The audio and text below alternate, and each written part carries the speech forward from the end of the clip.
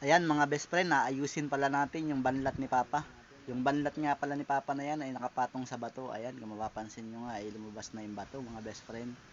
Ito nga yung bato, natanggal na yung mga semento sa ibabaw. Tinambakan ko nga yung butas doon. Ayan, para maging pantay mga best friend.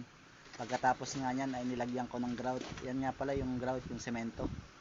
Yan, pinaglalagay ko nga lang dyan para kumapit talaga sa bato yung ilalagay kong semento mga best friend. Yan, ganyan nga lang pala yung ginawa ko. Pagkalagay ko ng semento ay aking binasa. Pagkabasa ko nga yan ay aking ginalis mga best friend.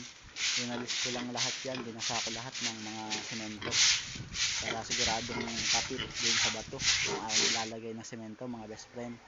Ayan, pagkatapos nga nyan ay naghalo na rin ako. Diyan na rin pala ako naghalo sa loob mga best friend. Hindi ko na nga pala na-videohan yung aking paghahalo.